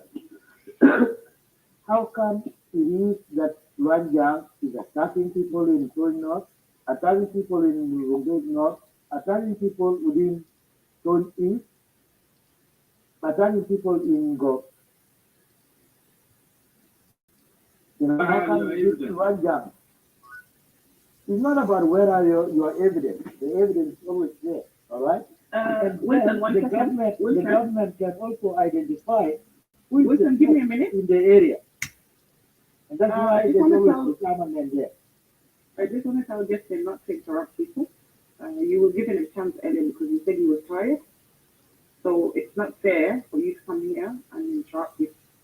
Wilson, I live on a drink, but Justin, take that one. My bad. I did not finish my So the thing is here, there is a reason why there's always disarmament carried out in Luacjang community. Because Luacjang, they are proved to be very dangerous in that state and beyond, like Lagos State as well. Nobody. Life is not dangerous. Nobody. This is something 2 years ago when people attacked White, massacre people, 32 people were killed by the GOP. And when people arrested those people in the GOP, I went after to release those people. What is your evidence? What is your evidence? Let me clarify. Do this like the GOP and White, they can kill a boy 1 year today. Well, let me prove my point. You will just stop. Yeah. Actually, from young do a follow up to it, and then you can. Yeah. Let me finish this. At the time when I could release people, the killers, when Awed was governor of Lake State, back in the day before independence, this happened. Those communities, Wilson, Mariga, and Yar said that like have people right in the border, in the grassland. Some people don't have no choice border to Bentiu. You take your cow, go to graze, take your cow to like choice into Bentiu in a dry season, and that's all those criminals from those communities passing to right. And they create problem there from North, from anywhere, and go to right. Right is the last danger into grassland to benefit. That's why people from North, from anywhere, and you pass into Lodge, and you say Lodge dangerous. Who said this? Those are lawmakers control the law, making the law, level Lodge right now is being spread in mass propaganda that Lodge are threat. Lodge are not threat.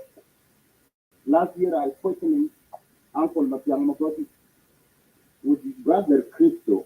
I tell them that when you guys open your mouth when Luacjang killed, you say Luacjang is failure. 6 months ago, how many videos did I make? How many articles I wrote about Luacjang? When Janapil and Bola could went with a lot. 400 last year, 400 white civilians were killed. Even people went too far and desecrated graves of Abora Dam. Now, hang on. We have to confirm that from the MP. What is the statistic?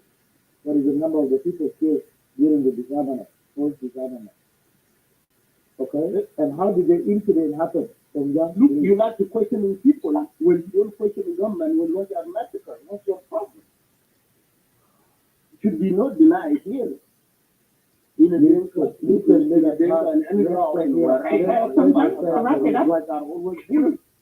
you wrap your comment up in 30 seconds? So, Caguor can answer you. Look, let people talk. Don't be you like acting like government now to control people here. You say laws are dangerous in your own mouth. That's not a fact here. But laws, they are not come out in words. They are human beings like anyone. And bully of laws, there's no question about it. Laws right now, it looks like Janapil himself. You know it. When Janapil and Bola Kut, when they went there. Alena Young, when he took office with the Twix, he said that criminally will be dealing with those people who were firing the squad. Majority of people who are fighting the squad are white. So, and now you come and talk to people. This MP right now is a bullshit right there. Yeah, this MP now is in danger by himself. Because he's been in a situation that he will not give what his right, and when he talks let us move the line. Yeah, we'll come back later. Let us move the line. Who is next? Okay, Moderators, please, let's move those who have finished now. Just take when we're done with the line, we'll bring you back as well. Take me out. I done my best. It's okay. Yeah. I'm out. Take me out. I think it is my chance. Yeah, I think it's your turn, and then the next person will be done. Do you hear me, Barbara? Yeah. Am I audible? Yeah, you are. Okay. Thank you very much.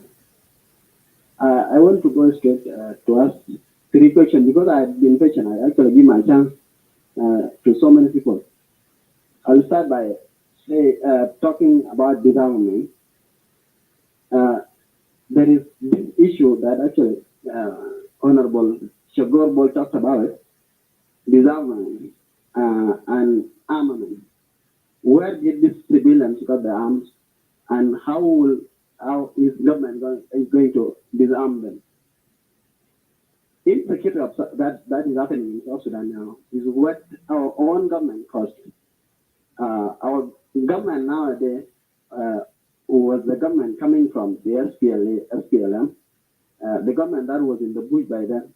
I say that it is better the government in the bush with National Liberation Council as the parliament is better than this government of ours, because when the government of SPLM was in the bush, civilians were not killing themselves the way it is now, or slightly it is not like how it is now, because there was actually control. Although there are some violation of human rights, it could not be like how it is now. When a comprehensive peace agreement was signed and the SPLA came in as the government, given the power, the autonomous power, and they share in the government of national unity, it has actually failed to control the SPLA, the army.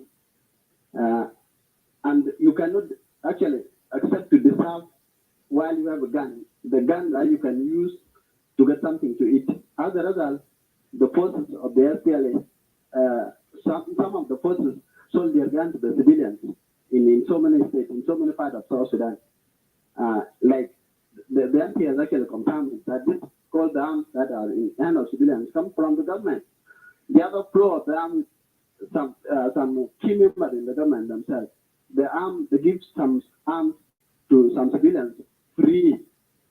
There was an initiative that was made by US aid, and it was given to DDR and Disarmament and Demobilization Commission. That initiative was civilian that actually bought guns from the army would be given, his money will be given back and the gun will be taken. But that initiative is not known now where it has gone. And our government is always indulging in a partial disarmament. It actually disarms some community, leaving some community with arms. And as a result, some community come and attack the other community. My own community is the victim of that. I'm from a Puk. And I share battle with so many different communities of Mwanjang, plus the Nuer community in Unity State, which is Mayam County. I take this blame all to our government, because government, comparison of the government are all over the world, like government of British, government of French, government of United States, government of Egypt, and government of South Sudan. I would say government of South Sudan is similar to government of France and government of United States and government of Egypt, given the supremacy of two branches of the government, the parliament, which is legislation, and the executive, particularly the powers of the president. These two branches of the government are actually not cooperating. They are not doing the work well. These are the two branches of the government that I will blame. Because if they don't work well, the judiciary will not actually work well. And if judiciary is very weak in the country, the civilian or the citizen of the country will take law into their hands. And the result will be what we see now. My question is, why does our parliament doesn't do its part in actually enacting the policies or the law that will stop civilians from killing each other? The other law is the law that will actually prevent the sale of the arms, that illegalize the sale of arms. The other thing is, why doesn't the government empower the army to professionalize army, to give them the professional, to put them into professional standards, and train them, then feed them? Why do they leave them the way they are now, to the extent of which they go and sell their arms? I think I will stop here. These are my questions.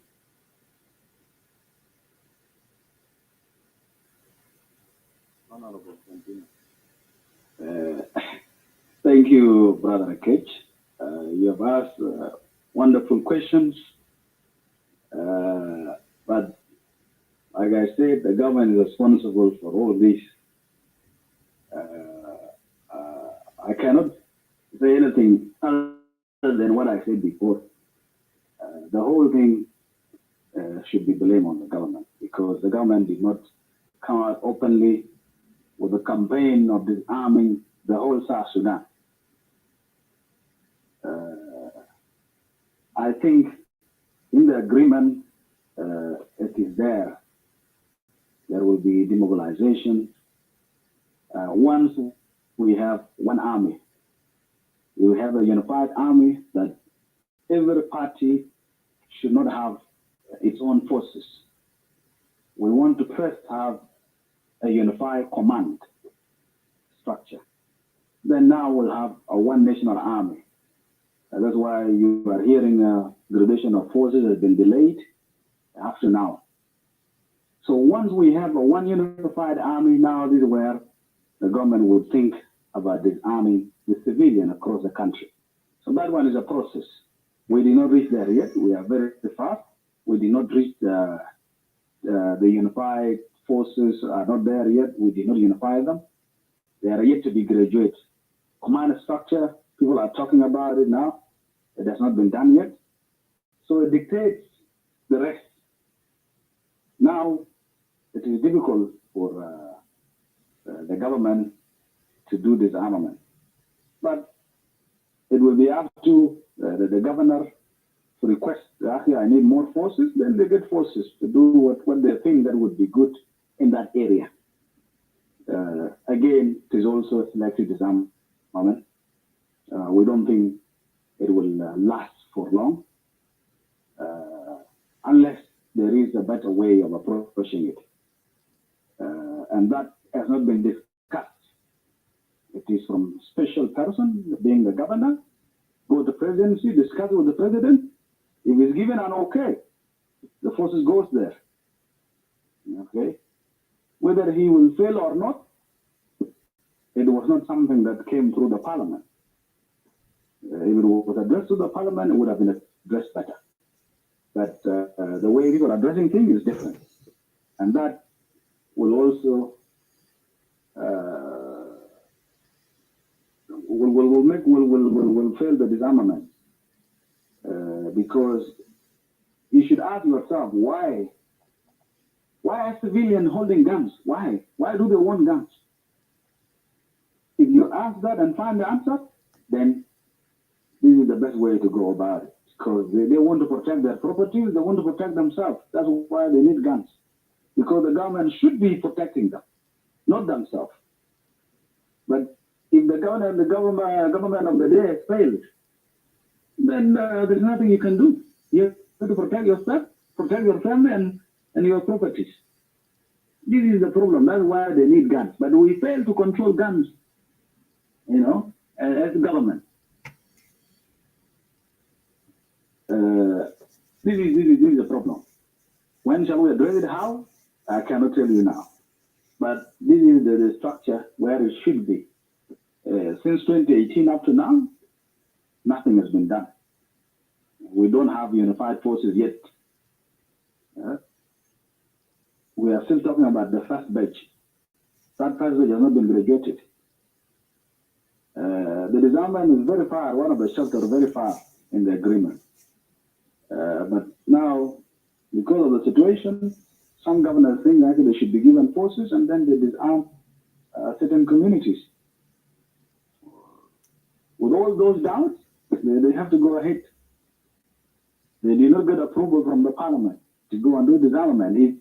If the same scenario that happened in 2020 happened again, then we blame the same, not the parliament. The parliament would say, we are not aware of this, we did not give an okay for disarmament. So, my brother, we have challenges. You said there was a small arms survey. Yes, that thing was there. And I don't know where it is up to now. Okay. But I've heard about it. Whether it is still functioning, whatever they are doing now, I don't know.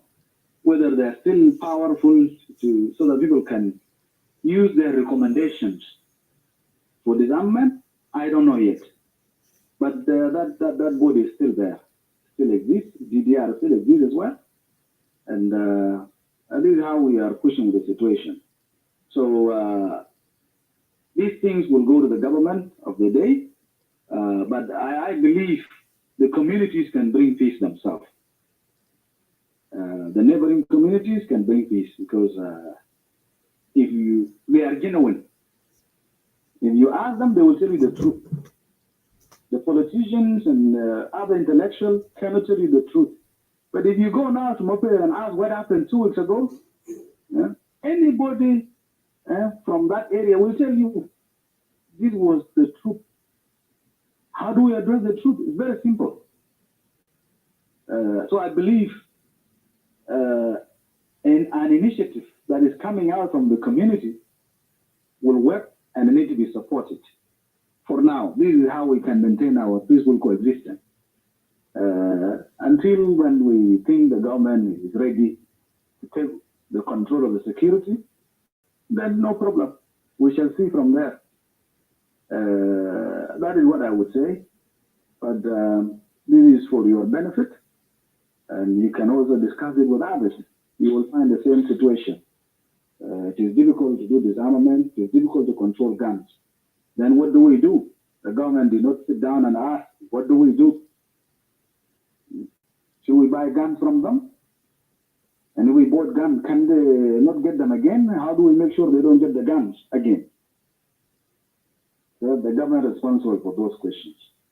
Otherwise, the communities, they are there, they can listen. But when you don't have enough, a strong government to enforce the law or do the right thing, it is difficult. Now you are hearing, oh, Lagos State is a bit peaceful and people are working day and night. That is true. When I left from here to Barakazal on the 19th, I was driving. I drove all the way to Tonj. And then I came back driving. For us to have that little trust in Lagos State, is that a lot of people, because the governor was very, very serious with what he said, and he meant the law. You take somebody's car, you will be in trouble. Now people surrender their cows, the cows that they have stolen, because no one has interfered. I think he had absolute powers at that moment, and that's why people are breathing now in Lagos State. Okay? So still, you know, law enforcement agencies are not doing their job correctly. They are biased because my cousin has killed someone else, so he should not be killed. Okay? My cousin has taken 100 of cows, he is going to give me some later on, so I should not bring him to law. This is a problem. We are the ones implicating the situation. But if people were honest, they would listen. You kill me on the road, you will be brought. Get killed where you kill me. There is no compensation, no nothing. We don't need all that. That is the best way to deal with it. But when people are biased, the law will not work. And that is the biggest problem. Thank you. Thank you very much. Emily, your turn.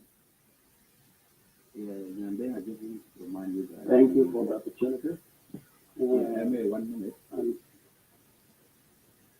I just want to remind you guys, we are having this one live on the state media. So, Madit, you have to prepare a relative presentation from your side. And may continue. Thank you, dear sir. Thank you to all of you. And my first thanks is to Speaker, Honorable MP. And I also feel your empathy to ask you some questions because it's not in your hands. But a little bit I'll ask you is, would you think election will solve our problem in South Sudan? Secondly, you as the MP, you are the only MP now coming on social media, and who is also, I can see your questions to us. And rest of other MPs, which I knew that they are not now on social media giving the facts what is exactly happened within the government. So for us, we are also, listen, you elaborate a lot of things. And even some of my thoughts will also listen from me. There's no point of asking you too much because it is not in your head. It is in the head of the state. I can say the head of the state. Now you speak to us, and the other people there, colleagues of yours, don't like it because they want to hide everything. They don't know nothing. In Juba, when you speak on things that affect, no one is accepting it. So in Juba, I have learned one thing. There is no difference when you say that when you are telling the facts and ideas and political views. I myself, I feel in trouble when I give in the facts, not the political view. I've been even called as I'm talking on behalf of someone sending. Because I have seen it in my country, there is no politician who can help. Now, in terms of gun collection, the government will not solve our problem in South Sudan. Because when you disarm certain communities, and other certain communities are enjoying the fruit of the nation, how do you feel?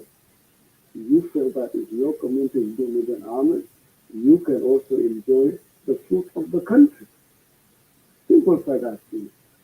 So disarmament, it will work now. It's what we need is a collective work. You and I, as we are here today, and the rest of other South Sudanese who are in diaspora, like the way we voted for independence last time. During our independence, we came out and voted for a suppression. Let me give you an example of what I've seen in Upper Nile. A simple citizen is going to Khartoum for a treatment because Khartoum is less 2 hours getting to Khartoum than going to get the treatment. So we all of us in diaspora have to come back home and give this attention. It's a collective work. It's not a collective work of member of parliament, because you are now in your office, representing MP from your region. You don't have people, whatever you say, as you say, whatever you say, anything, you will have said, yeah, okay, but who will help? The head of the state is the one to put the law of South Sudan. The head of the state is the one failed to put the law of South Sudan in the place to the last citizen of South Sudan. If you commit a crime, you will be brought to justice. If you are my brother and you commit a crime, I will bring you. I don't care whatever, but what you did is the fact. You did a problem. Okay, go to face the law. You don't have to like citizens in South Sudan who can tell the facts like you said when you were the mention. So this question of mine, I want you to answer. Is this election will solve our problem so that we as young people are not young? We can see a potential of South Sudan to restore our South Sudan to a new place with an election, because we need soft power. You can say a lot of countries use soft power to bring back their country. We need South Sudan to be restored, because in Juba there are good boys of Mr. current administration.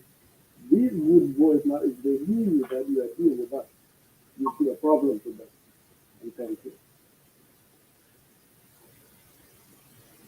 Thank you, Comrade. You were Comrade Madid.